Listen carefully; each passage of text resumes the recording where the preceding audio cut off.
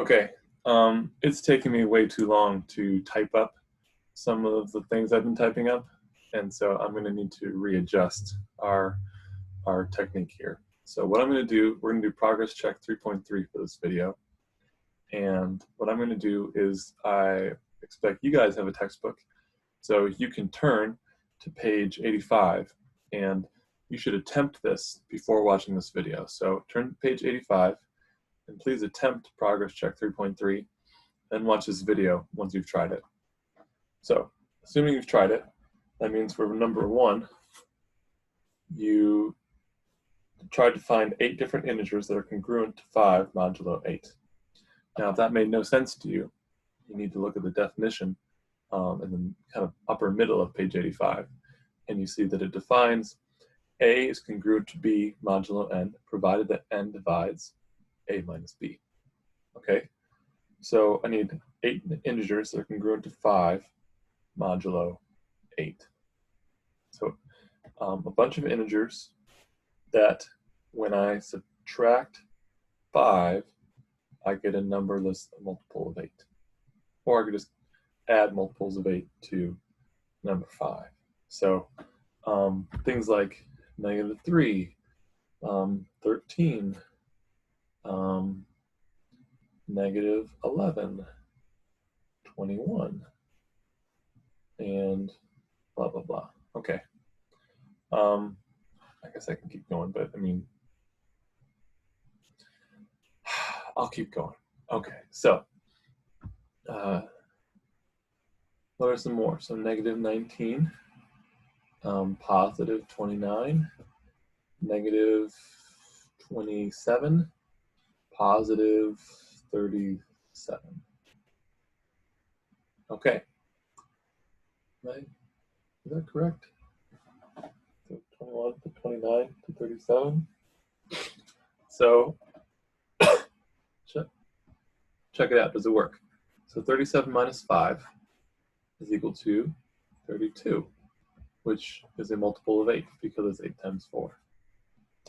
Let's check out the other one. -27 minus 5 equals -32, which is 8 times -4. So it's also a works.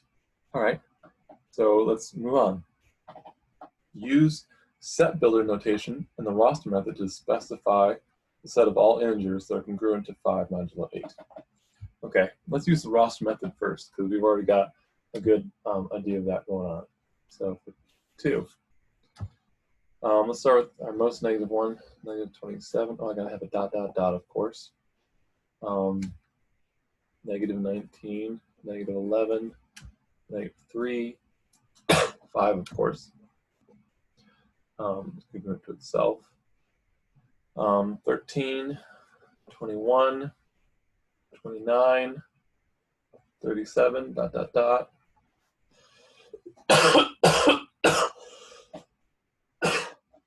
Excuse me. It's weird having a bit of a cold during a coronavirus pandemic, but here we are. Now we're doing set builder notation. So we've got curly brackets. Now, there's 2 ways to do set builder notation. You can do set condition, or you can do predicate, and then the set that is the domain set.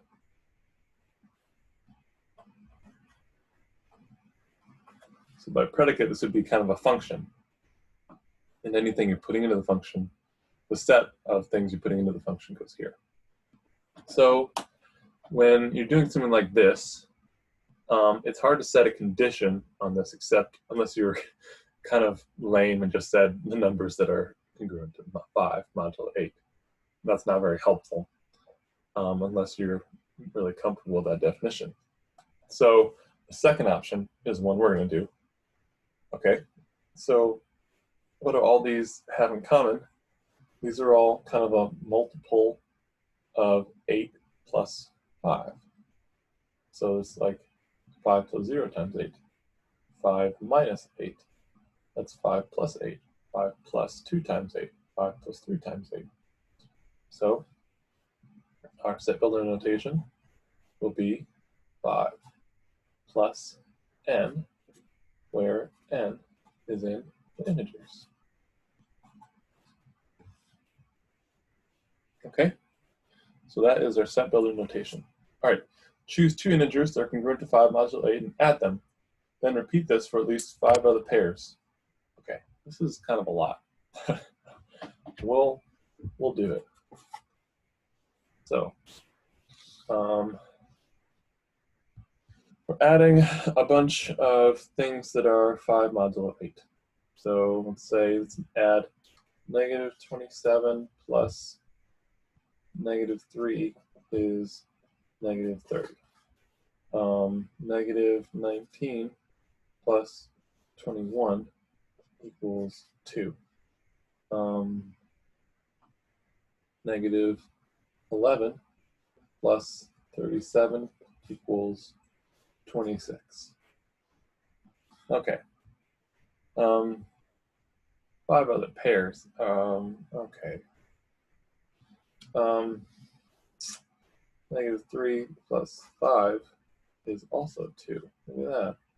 And then negative 11 plus 13 is also 2. And negative 19 plus 29 is equal to 10. All right. Part 4, explain why all the sums that you obtain are congruent to 2 modulo 8. Well, think about it like this. Here, the set builder notation lets me pick a arbitrary element of the number of things, of the set of things that are congruent to 5 modulo 8. Because I'm really good at picking arbitrary integers. And so, oh dear, I made a typo. See, if you guys were in class right now, one of you would raise your hand, confused, and say, Dr. Johnson, what's going on here? And I would say, oh, you're right, gold star. But the only person to give a gold star to is myself right now. So n times 8, or 8n, right? So an arbitrary element of the things that are congruent to 5 mod 8, that would be something like that. So then if I take one of them, 5 plus, say, a, plus 8 times a, plus 5 plus 8b, so for 2 random integers, a and b, that's equal to 10 plus 16. Nope. 10 plus 8a plus 8b. That's equal to 8 plus 8a plus 8b plus 2. What did I just do there? Well, I took the 10 and 10 is equal to 8 plus 2. Why did I know to do that? Because I'm trying to show that something is 2 modulo 8. So I need a 2. That's equal to 8 times 1 plus a plus b plus 2. So that would be, that fits inside of something like this, but with a plus 2. So modulo 2. All right, that completes this progress check.